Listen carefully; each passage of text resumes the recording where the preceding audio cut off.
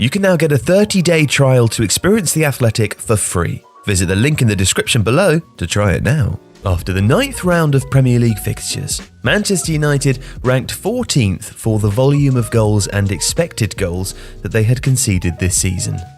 Prior to beating Tottenham, they have kept only one clean sheet in 20 games across all competitions, a record which was worst amongst all Premier League teams. They also hadn't kept a clean sheet at Old Trafford since April the 15th, against Granada in the Europa League. And the last time they kept a clean sheet at home in the Premier League was against West Ham United on March the 14th. So United's defence is a problem. But what's going wrong? Well, firstly, it's useful to look at their approach out of possession. When United have played in a more compact shape and employed a counter-attack under Ole Gunnar Solskjaer, they've had a great deal of success.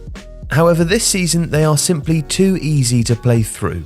Using data from StatsBomb via FBref, we can look at the location of the pressures that United have made. Solskjaer's men are actually about league average in the proportion they make in the attacking third, with nearly a quarter coming in the area of the pitch. Nearly half the pressures United make are in midfield, which is not uncommon. However, there are a few too many occasions where those pressures feel more reactive than proactive, after the opposition have broken through the attacking line too easily. Not having a high pressing style does not necessarily mean a team is poorer at defending though. However, what was worrying was Solskjaer's declaration of United's defensive approach against Liverpool in his post-match interview. "We're at home, we're playing against Liverpool, we've come here over the last 2.5 years and had a similar approach to go press high. I think at Man United we should always try at home to go and stamp our authority on the game." So the intention was there, but the execution wasn't. Just 11% of the total pressures made by United were in the attacking third. Now, typically, teams will either stay compact out of possession, or if they do press, do it with speed and as a team. Unfortunately, United did neither. Their running might have constituted a pressure within the numbers, but qualitatively, they were certainly too slow in the press. The first goal conceded against Liverpool is a damning example. Starting with Virgil van Dijk in possession, Mason Greenwood ran towards him without hurrying his decision-making or blocking any passing angles. Greenwood did then run towards Andy Robertson with more intent to block off a return pass to Van Dijk, but is not really intense in the press, and with Aaron Wan-Bissaka miles away and getting close to Robertson as he receives the ball. Now, this hardly looks like a pressing trigger where United's teammates squeeze the pitch to close the space. Robertson then played a fairly easy ball to Diogo Jota, with Wan-Bissaka by then very high up the pitch without performing any valuable defensive action. Meaning that Victor Lindelof, United's right-sided centre-back, had pulled very wide to cover, thereby exposing the back four.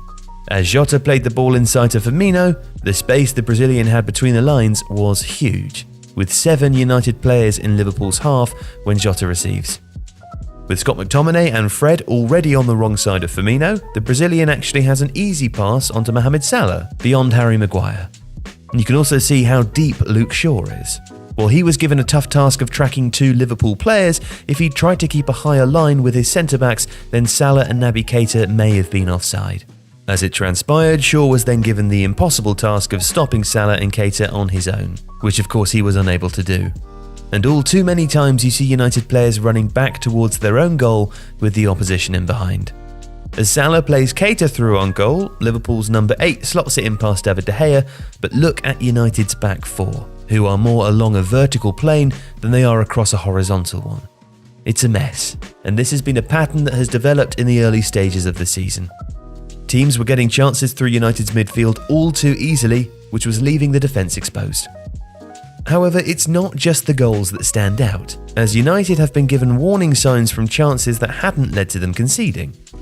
Many of the issues described appeared vividly in the loss to Leicester City, and regularly at other points during the season.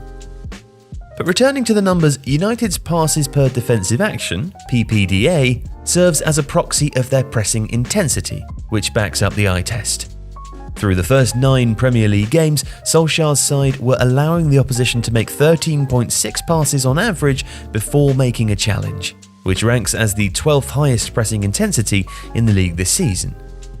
Over time, with a 10-game rolling average, you can see that there has been a steady decline in their pressing intensity dating back to the final third of last season, and it's alarming.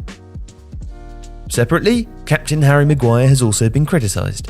It would appear that the 28-year-old is not operating at the peak of his powers, but a closer look would suggest that Maguire has not dropped off his output dramatically.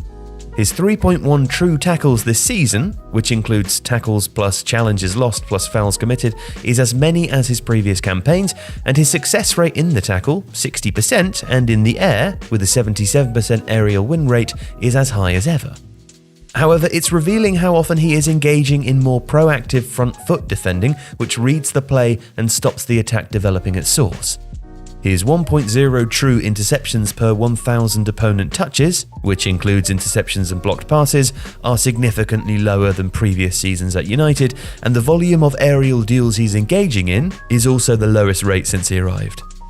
So does that suggest that he's trying to avoid being exposed by stepping out? Well, perhaps the numbers don't paint the fullest picture, but there is little doubt that Maguire needs to rebuild his confidence or change his new habit. So, where to go from here? Well, it's not clear, but these are long-term trends, seemingly without a single solution.